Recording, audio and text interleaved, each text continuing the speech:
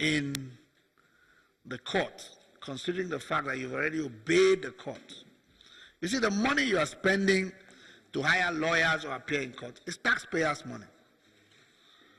We appropriate these funds for you. We oversight how these funds are used.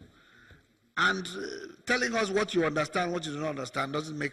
What we understand status quo is there was a position before this action was taken to court. Yes. And they gave you an opportunity to defend that matter. And the Honorable Court Justice in his wisdom said, revert back to what it was before the matter came. So please, please, please, please, two issues. The court order, the House resolution. You have cause to spend taxpayers' money only to do what is allowed by law and what those that appropriate these funds to you. Now, if you have a different interpretation of what it means, I wish you well. But I have told you, I'm not taking any more discussions on this. Go back and do what is right. And if you have done what is right, fine. So be it. So that's my ruling on that. Mr. Chairman, sir, the order please, did not Madam, say Madam, status quo. excuse me. Excuse me. Yes, please. Go ahead, Rita. Thank you, Mr. Chairman, sir. I'm looking at the issue of status quo ante. As a legal practitioner, what necessitated the issue going to court is a suspension, isn't it? So you can't destroy the rest and you say you are maintaining the status quo. If the status quo is that these guys were expelled and they were going to court to challenge the action, my interpretation on this is that you return them to how they are, pending when accelerated hearing has been given to this matter. And that is the status quo ante. It's not that you have suspended somebody who is going to court to pursue his fundamental human right. Honorable colleague, the guidelines of operations of the committees, when a ruling of the chair has been ruled, it's final. And there's no other discussion on that. Now, because the second leg of our motion in the House says that we should investigate the stability of the market itself going forward, we would return into an executive session with NEC, the investor, and the discos. No press, no other parties involved. I just want only NEC, the disco, and the co-investor in the disco, and maybe the Ministry of Finance representative that is here. Thank you.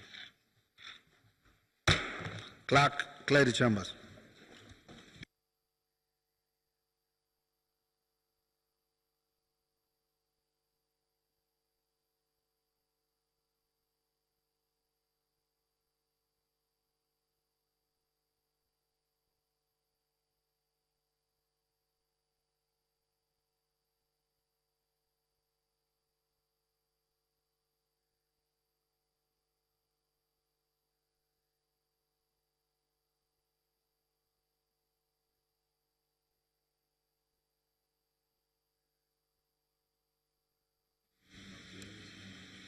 It appears we've come to an unexpected point in this proceeding.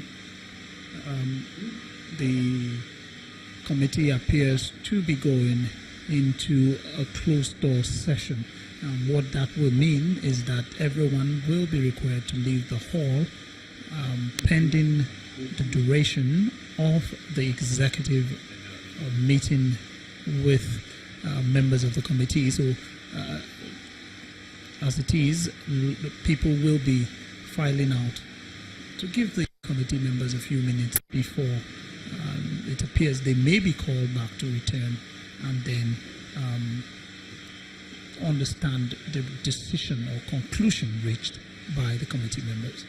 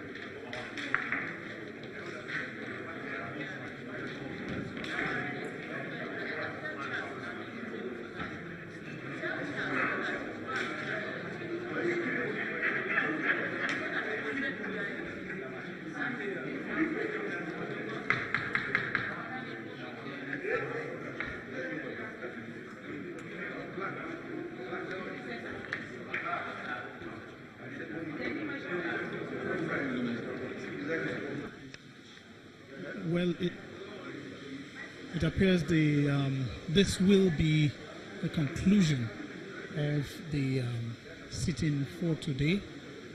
The committee will be rounding up the sitting immediately after the executive session, and it appears as at this point we'll be rounding up our live coverage of this investigative hearing. We'd like to thank you for staying with us as we return you back to our studios for regular programming. I'm Lanre Lasese. Bye.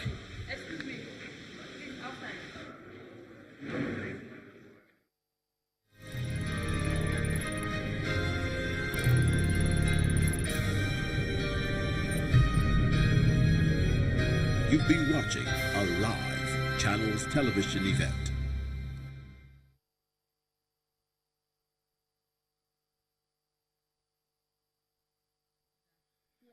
Senate chamber.